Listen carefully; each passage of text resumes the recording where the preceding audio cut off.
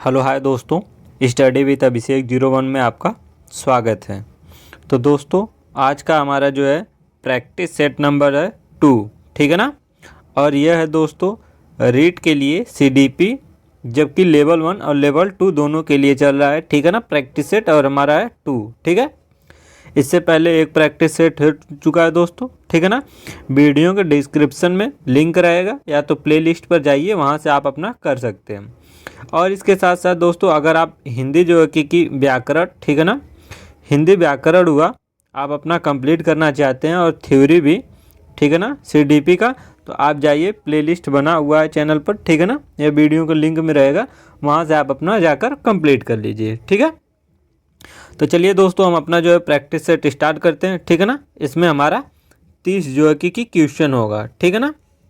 तो चलिए दोस्तों हम अपना स्टार्ट करते हैं। जैसे हमारा पहला क्वेश्चन है दोस्तों कि निम्नलिखित में से कौन सा थॉर्नडाइक द्वारा प्रतिपादित जो है कि सीखने का प्रमुख नियम नहीं है। हमसे पूछा है नहीं, अर्थात निगेटिव, जो कि क्या है, थॉर्नडाइक द्वारा नहीं दिया गया हो, ठीक है। तो हमारा पहला है अभ्यास का नियम, कि प्रभाव का नियम, कि तत्परता का नियम, कि सामान्यीकरण का नियम। तो हमारा क्या हो जाएगा दोस्तों, जो हमारा नहीं दिए हैं वो हो जाएगा हमारा ऑप्शन नंबर 4। कौन सा? 4। सामान्यीकरण का नियम जो है थॉर्नडाइक ने नहीं दिए हैं, ठीक है ना। जबकि प्रभाव का, जो कि अभ्यास का और तत्परता का 3 ये नियम दिए हैं, ठीक है। अब बात करते हैं दोस्तों क्वेश्चन नंबर 2, ठीक है। क्वेश्चन नंबर 2 है कि किस परिक्षेप के अनुसार बाल विकास शरीर के अंदर एक विशिष्ट जो है तथा पूर्व व्यवस्थित प्रणाली को दर्शाता है। अर्थात हमारे शरीर के अंदर क्या हो, पहले से एक विशिष्ट हो और पहले से पूर्वाव्यवस्थित हो, उसको हम क्या कहते हैं, वातावरणीय, इन्वायरमेंट, सोशल, सामाजिक, बायोलॉजिकल, जैविक, साइकोलॉजिकल, मनोवैज्ञानिक। तो हमारा ऑप्शन क्या हो जाएगा दोस्तों, तो हमारा ऑप्शन हो जाएगा बायोलॉजिकल अर्थात जैविक। जैविक क्या है, जो बालक के शरीर में दोस्तों क्या होता है, एक विशिष्ट होता है, पूर्व व्यवस्थित मतलब पहले से व्यवस्थित होता है, वो होता है हमारा जैविक। जबकि वातावरण, समाज, मनोवैज्ञानिक ये तो बाद में आते हैं, ठीक है। तो हमारा ऑप्शन हो जाएगा सी सही, ठीक है। अब आता है दोस्तों हमारा क्वेश्चन नंबर 3, ठीक है।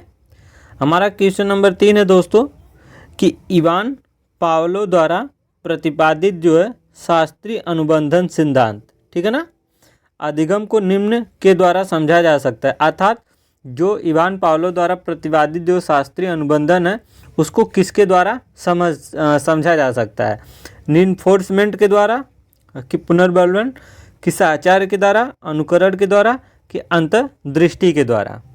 तो आप इसका आंसर क्या होगा दोस्तों, तो इसका आंसर हो जाएगा साहचर्य के द्वारा, ठीक है ना। जो इवान पावलो थे दोस्तों शास्त्रीय अनुबंधन सिद्धांत दिए थे, वो कहते साहचर्य अर्थात एक साहचर्य के द्वारा सीख सकते हैं, अनुबंधन के द्वारा सीख सकते हैं, ठीक है ना, जो कुत्ते पर प्रयोग किए थे, ठीक है ना, मतलब कि किसी के साथ रहकर सीख सकते हैं, ठीक है ना। तो इसका आंसर हो जाएगा हमारा क्या, 2 इसका आंसर हो जाएगा, ठीक है। अब आता है दोस्तों क्वेश्चन नंबर 4, ठीक है। क्वेश्चन नंबर 4 कहता है कि पढ़ने से संबंधित जो है अधिगम, किससे, जो पढ़ने से अधिगम, जो पढ़ने से संबंधित अधिगम है, अक्षमता को क्या कहते हैं। अर्थात जो पढ़ने में क्या हो, पढ़ नहीं पाता, लर्निंग नहीं कर पाता, किसमें, पढ़ने में, ठीक है ना, उसको कहते हैं डिसकैल्कुलिया, डिसलेक्सिया, डिसफेसिया, कि डिस्थामिया। तो इसको क्या कहेंगे दोस्तों, जो पढ़ने समय विकार होता है, हम पढ़ नहीं पाते, उसको क्या कहते हैं, उसको कहते हैं, हमारा ऑप्शन हो जाएगा दोस्तों डिसलेक्सिया, ठीक है ना। क्या होता है, डिसलेक्सिया जो होता है हमें पढ़ने से जो है कि संबंधित दिक्कत देता है। डिसकैल्कुलिया दोस्तों, कैलकुलिया मतलब गणित, गणित से संबंधित हो जाएगा, ठीक है। फेसिया मतलब दोस्तों बोलने से, और डिस्थीमिया हो जाएगा आपका तनाव से संबंधित, ठीक है ना। ये हमारा 4 हो जाएगा, ठीक है। तो हमारा पढ़ने से क्या हो जाएगा दोस्तों, डिसलेक्सिया। इसका ऑप्शन नंबर क्या हो जाएगा, 20 का सही हो जाएगा, ठीक है। अब आता है दोस्तों हमारा क्वेश्चन नंबर 5, ठीक है। क्वेश्चन नंबर 5 है कि विकास का कौन सा आयाम जो है नाम चोम्स्की के सिद्धांतों से प्रभावित है। ठीक है, कौन सा ऐसा सिद्धांत है जो नाम चोम्स्की के सिद्धांत से प्रभावित है? कौन सा? लैंग्वेज डेवलपमेंट अर्थात भाषा विकास, मोरल डेवलपमेंट नैतिक विकास, इमोशनल डेवलपमेंट, ठीक है, कॉग्निटिव डेवलपमेंट या संज्ञानात्मक। तो जो नॉम चोम्स्की का था कौन सा दोस्तों, किससे संबंधित था? वह थे लैंग्वेज अर्थात भाषा विकास से संबंधित जो है कि सिद्धांतों से प्रभावित होता था। तो ऑप्शन हो जाएगा हमारा ए, जिसको दोस्तों हमने बताया कि नॉम चोम्स्की कहते हैं कि भाषा जो होती है जन्मजात होती है, इसके द्वारा एक यंत्र होता है LAD लिक्विड, ठीक है ना, यंत्र होता है, उससे व्यक्ति क्या होता है भाषा बचपन से ही सीखा जाता है। इन्होंने एक यूनिवर्सल ग्रामर भी बताए हैं। ठीक है, इसका आंसर हो जाएगा दोस्तों पहला ही सही। ठीक है, तो दोस्तों आपके लिए इतना जो है कि महत्वपूर्ण जो कि वीडियो में क्वेश्चन इतना कंटेंट जो है कि अच्छे से लाते हैं छाट कर। तो दोस्तों आई होप कि ये वीडियो आपको बहुत अच्छा लग रहा होगा। अगर अच्छा लग रहा होगा दोस्तों तो वीडियो को लाइक कर दीजिएगा और चैनल को सब्सक्राइब कर दीजिएगा और बताइएगा कि आपका कितना आंसर सही हुआ। ठीक है दोस्तों, चलिए हम आते हैं कंटेंट पर कि हमारा क्वेश्चन नंबर 6 है कि अत्यंत जो है निपुणतापूर्ण जो है कि अधिगम जो है पद्धति जिस पर बंडूरा और वाल्टर का ने बल दिया था वे हैं। कौन था? निपुणता, पहला पुरस्कार तथा सजा प्रत्यय की निरीक्षण युक्त अधिगम या अनुकरण, तीसरा है स्ववास्तविकीकरण की, चौथा ऊपरी लिखी हुई कोई नहीं। तो जो अल्बर्ट बंडूरा थे और वाल्टर ने बल दिया था दोस्तों वह हो जाएगा हमारा दोस्तों ऑप्शन नंबर बी। ठीक है ना, यह दिए थे दोस्तों निरीक्षण युक्त अधिगम या तो अनुकरण। हमने बताया दोस्तों जो बंडूरा साहब थे दोस्तों उन्होंने प्रयोग किया था सामाजिक अधिगम सिद्धांत अर्थात सोशल। व्यक्ति जो होता है दोस्तों समाज से क्या कर सकता है? कॉपी कर कर जो है कि सीखता है। ठीक है ना, अनुकरण मतलब कॉपी कर कर। तो इसका आंसर हो जाएगा बी सही। ठीक है, अब आता है दोस्तों क्वेश्चन नंबर 7।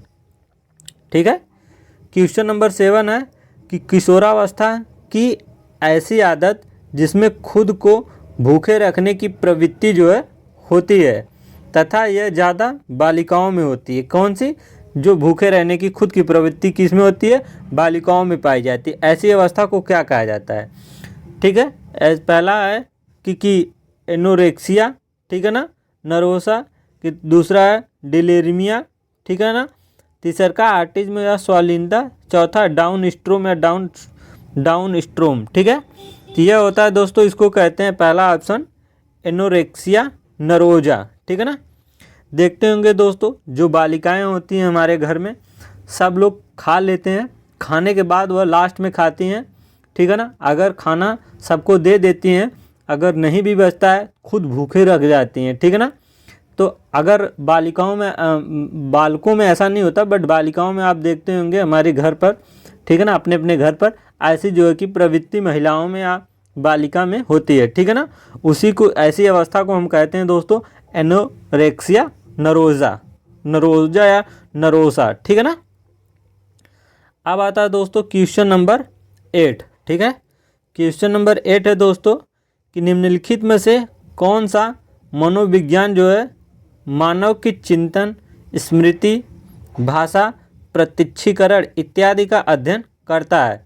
कौन सा मनोविज्ञान? पहला मानवतावादी मनोविज्ञान, कॉग्निटिव साइकोलॉजी अर्थात संज्ञानात्मक मनोविज्ञान, ठीक है, असामान्य मनोविज्ञान कि नैदानिक मनोविज्ञान। वह कौन सा जो है कि मनोविज्ञान है, साइकोलॉजी जो है जो हमारे चिंतन, स्मृति, भाषा पर क्या करता हो और जो कि करता हो। तो आप समझ सकते हैं किसमें? कॉग्निटिव। ठीक है ना, हमारा ऑप्शन हो जाएगा दोस्तों बी। संज्ञानात्मक मनोविज्ञान में हम क्या करता है, कोई भी व्यक्ति चिंतन करता है, स्मृति करता है। ठीक है ना, तो हमारा ऑप्शन हो जाएगा बी इसका। ठीक है, अब आता है दोस्तों हमारा क्वेश्चन नंबर 9। ठीक है, क्वेश्चन नंबर 9 है दोस्तों कि निम्नलिखित में से कौन सा जन्मजात जो है कि अभिप्रेरक जो कि का उदाहरण है? अर्थात क्या हो जो हमें जन्मजात मिला हो? क्या अवार्ड, पुरस्कार, भूख, एंग्री, दंड, प्रोत्साहन। तो हमारा ऑप्शन क्या हो जाएगा दोस्तों? हमारा ऑप्शन हो जाएगा दोस्तों ऑप्शन नंबर बी भूख।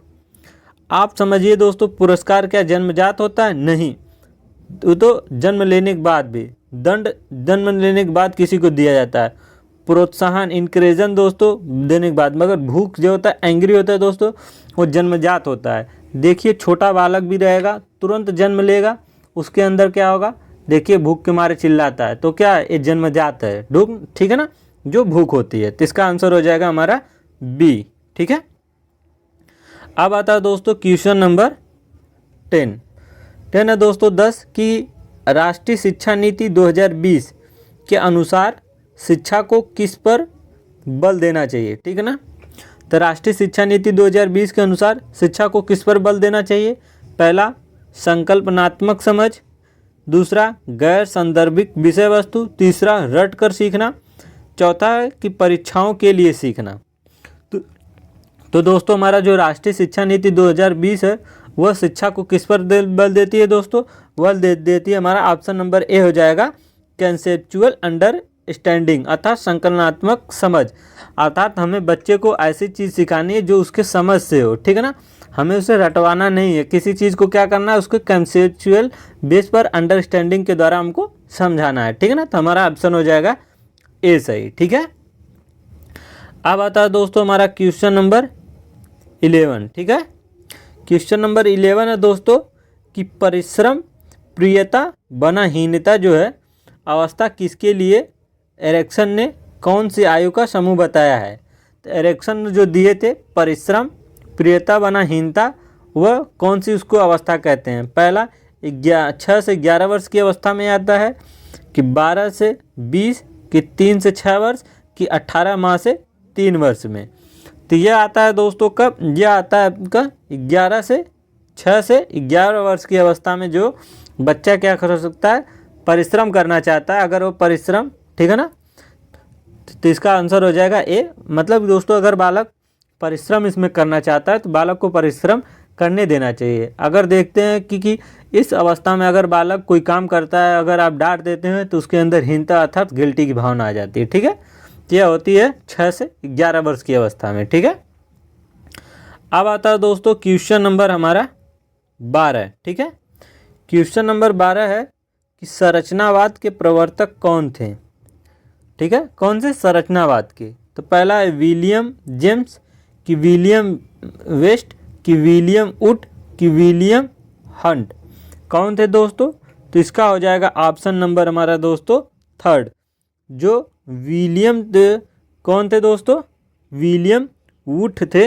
ये हमारे संरचनावाद के क्या थे? प्रवर्तक थे, ठीक है। अब आता है दोस्तों क्वेश्चन नंबर 13, ठीक है।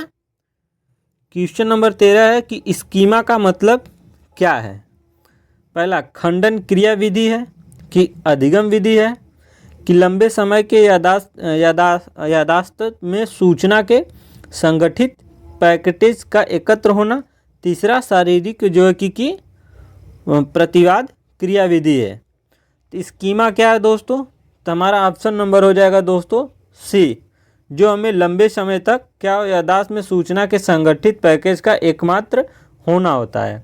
देखते होंगे दोस्तों स्कीमा उसके कहते हैं जो, देखिए किसी के बारे में हम सोचते हैं तो हमारे माइंड में स्थिर रहता है, उसको कहते हैं हम स्कीमा, ठीक है ना।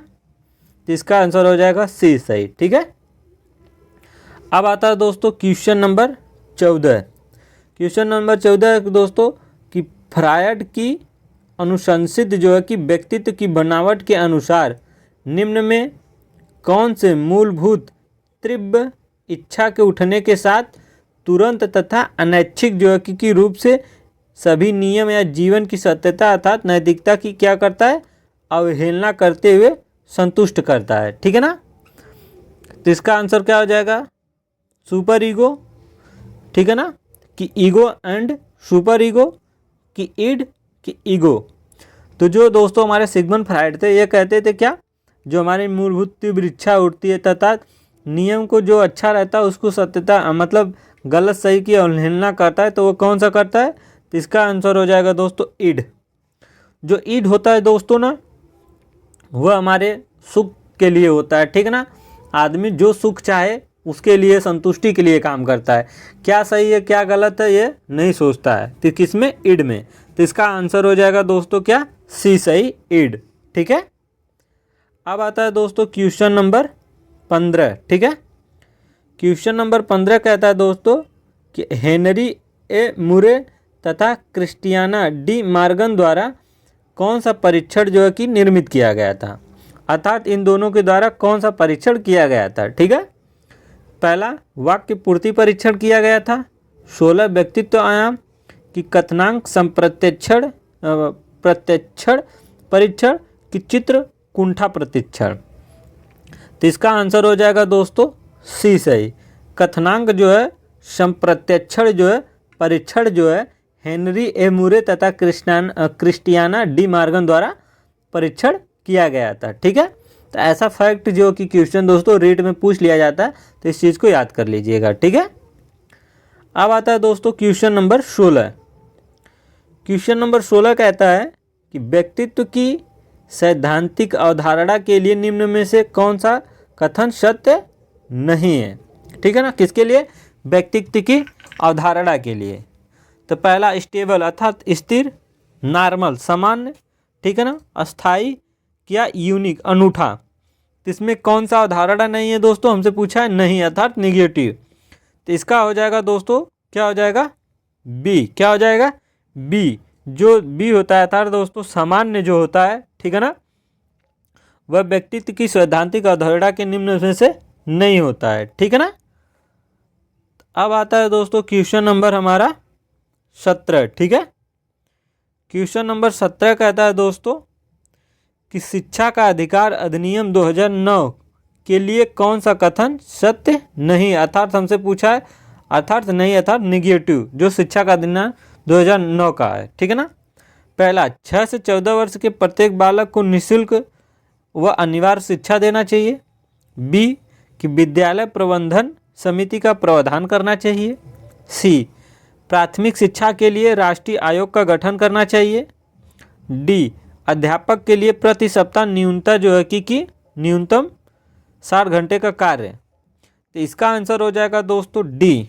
डी जो है अध्यापक के लिए प्रति जो है कि सप्ताह न्यूनतम 60 घंटे का कार्य जो है कि नहीं। ये वाला ऑप्शन हमारा क्या हो जाएगा दोस्तों? इसका आंसर हो जाएगा डी सही। इसमें दोस्तों कितने 60 घंटे नहीं, इसमें होगा दोस्तों 45 घंटे। ठीक है ना। सप्ताह में एक अध्यापक 45 घंटे ही कार्य करेगा। तो हमसे पूछा था कौन सा नहीं है अर्थात निगेटिव, तो हो जाएगा इसका डी सही अर्थात डी नहीं है, बाकी तीनों इसके हैं। ठीक है ना। तो अब आता है दोस्तों क्वेश्चन नंबर 18। ठीक है। क्वेश्चन नंबर 18 कहता है कि व्यक्तिगत विभिन्नता का सम्मान करते वक्त एक शिक्षक से क्या आशा नहीं की जा सकती। ठीक है ना। अर्थात कोई व्यक्ति विभिन्नता का जो कि सम्मान करते हुए शिक्षक से क्या आशा नहीं की जा सकती। पहला योग्यता अनुसार समूह में विभक्त करना। दूसरा पाठ्य चर्चा से समायोजित करना। सी बच्चों को स्वाध्याय के लिए छोड़ देना। डी कि शिक्षण विधियों को समायोजित करना। तो एक जो शिक्षक जो है उसको व्यक्तिगत विभिन्नता का सम्मान करते वक्त क्या नहीं करना चाहिए। तो इसका आंसर हो जाएगा दोस्तों डी बच्चों को स्वाध्याय के लिए छोड़ देना, मतलब खुद के लिए उनको नहीं छोड़ देना चाहिए। ठीक है ना। तो इसका आंसर हो जाएगा क्या दोस्तों? सी। ठीक है ना। अब आता है दोस्तों क्वेश्चन नंबर 19। ठीक है। क्वेश्चन नंबर 19 है कि निम्नलिखित में से कौन सा मनोवैज्ञानिक मानवतावादी मनोवैज्ञानिक का समर्थक नहीं है। हमसे पूछा है नहीं अर्थात मानवतावादी मनोविज्ञान का समर्थक कौन सा वैज्ञानिक नहीं करते हैं। पहला सिगमंड फ्रायड, मैस्लो, रोजर्स की आर्थर्स कैंपस। हमारा क्या हो जाएगा दोस्तों? हमारा ऑप्शन हो जाएगा ए। जो सिगमंड फ्रायड थे दोस्तों यह मानवतावादी मनोवैज्ञानिक का समर्थन नहीं करते हैं। सिगमंड फ्रायड ये थे दोस्तों मनोविश्लेषणात्मक, अर्थात जो मन को जो है कि मन के बारे में इन्होंने बताया था। ठीक है। जबकि ये जो तीन है दोस्तों मैस्लो, रोजर्स, आर्थर्स कैंपस, ये जो है मानवतावादी मनोवैज्ञानिक के समर्थक हैं। ठीक है ना। तो इसका आंसर हो जाएगा दोस्तों ए जो है कि सिगमंड फ्रायड इसके नहीं है। ठीक है ना। अब आता है दोस्तों क्वेश्चन नंबर 20। ठीक है। क्वेश्चन नंबर 20 कहता है कि कैटल जो है कि संस्कृति मुक्त परीक्षण की मापनी आई किसके लिए बनाई गई थी। अर्थात जो कैटल द्वारा संस्कृति मुक्त परीक्षण में आई किसके लिए बनाया गया था, किसके लिए। पहला ऑप्शन कि 8 से 12 वर्ष के मानसिक दोष वाले व्यक्तियों के लिए, बी 4 से 8 वर्ष के मानसिक दोष वाले व्यक्तियों के लिए, कि 12 से 15 वर्ष के मानसिक व्यक्तियों के लिए, या 2 से 4 वर्ष के मानसिक दोष वाले व्यक्तियों के लिए। तो इसका आंसर क्या हो जाएगा दोस्तों, तो इसका आंसर हो जाएगा डी। ठीक है ना, जो आई था दोस्तों वह बनाया गया था 2 से लेकर 4 वर्ष के जो मानसिक दोष वाले व्यक्ति होते हैं उनके लिए कैटल द्वारा बनाया गया था। ठीक है, तो इसका आंसर हो जाएगा हमारा डी। ठीक है, अब आता है दोस्तों क्वेश्चन नंबर हमारा 21। ठीक है, क्वेश्चन नंबर हमारा 21 है कि निम्नलिखित में से कौन सा विकास का सिद्धांत नहीं, अर्थात हमसे पूछा है विकास का सिद्धांत नहीं होना चाहिए। ठीक है ना, निगेटिव। पहला प्रिंसिपल ऑफ कंटिन्यूटी मतलब सत्यता का सिद्धांत, प्रिंसिपल ऑफ इंडिविजुअल डिफरेंस व्यक्तित्व का सिद्धांत, principle of uniformity of pattern pattern की एक रूपता का सिद्धांत, डी है हमारा दोस्तों। ठीक है, डी कहता है विशिष्ट से समान प्रतिक्रियाओं की कार्रवाई का सिद्धांत, अर्थात principle of proceeding from specific of general response. तो जो होता है दोस्तों व्यक्ति विकास के लिए तो होता है डी।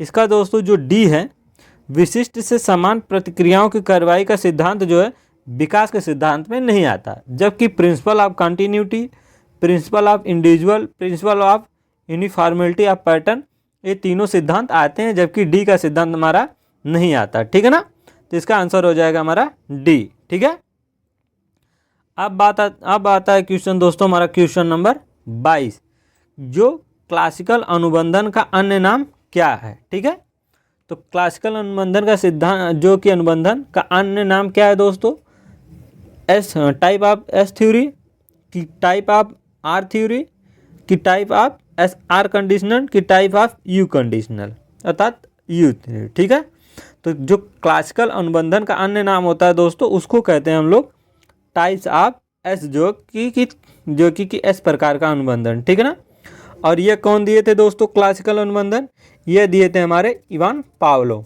ठीक है ना, तो याद कर लीजिएगा। ठीक है, तो इसको कहते हैं एस थ्योरी। ठीक है ना, अब आता है दोस्तों क्वेश्चन नंबर 23। ठीक है ना, क्वेश्चन नंबर 23 है दोस्तों कि राष्ट्रीय शिक्षा नीति 2020 के बच्चों के मूल्यांकन के लिए और जो है कि समावेशित को प्रस्तावित करती है मूल्यांकन के लिए।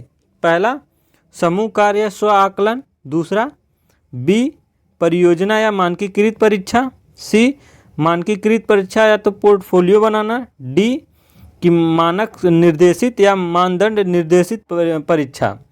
तो जो हमारी राष्ट्रीय शिक्षा नीति 2020 है दोस्तों बच्चों के मूल्यांकन के लिए कहती है क्या, एक ग्रुप ऑफ सेल्फ असेसमेंट, अर्थात समूह कार्य देना और खुद के लिए स्व आकलन करना। ठीक है, तो इसका आंसर हो जाएगा दोस्तों हमारा क्या, ए इसका सही हो जाएगा। ठीक है, अब आता है दोस्तों हमारा क्वेश्चन नंबर 24। ठीक है, क्वेश्चन नंबर 24 कहता है कि प्रकारवाद के प्रमुख प्रवर्तक कौन थे। ठीक है ना, किसके, प्रकारवाद के।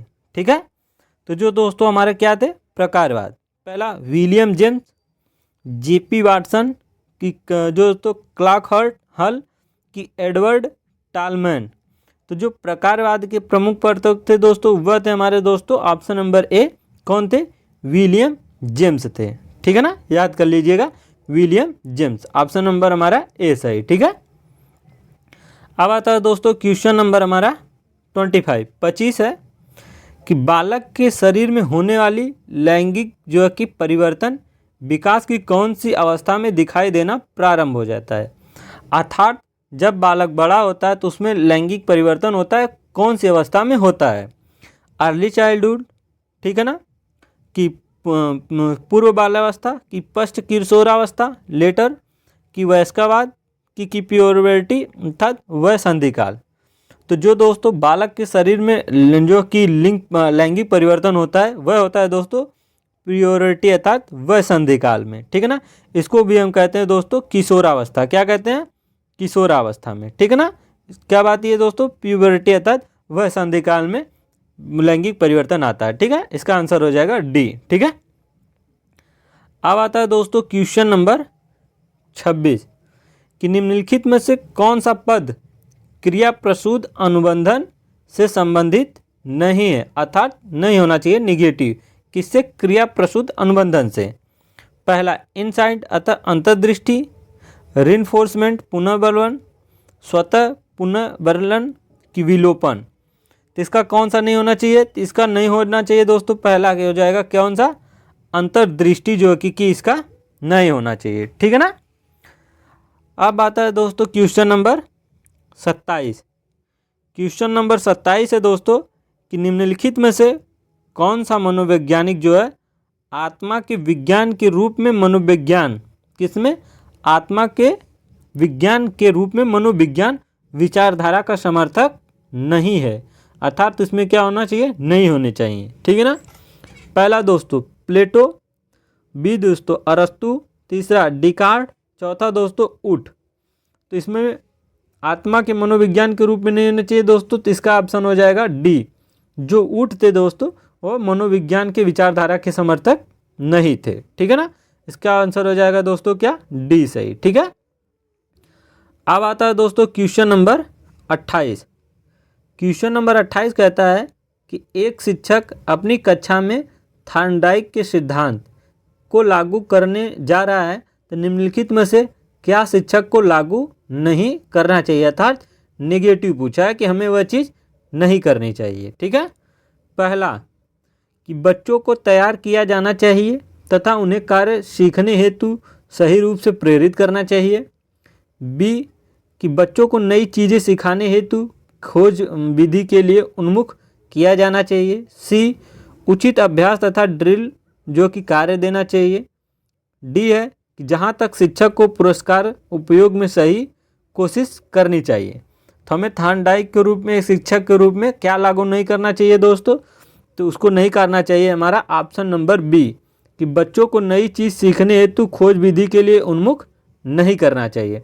क्यों दोस्तों? थॉर्नडाइक थे दोस्तों एक व्यवहारवादी, ठीक है ना, जबकि एक बात कर रहा है रचनावाद का, ठीक है ना। तो हमें वह कार्य नहीं देना चाहिए, ठीक है ना। तो इसका आंसर हो जाएगा दोस्तों हमारा क्या? बी सही, ठीक है ना। अब आता है दोस्तों क्वेश्चन नंबर 29, ठीक है।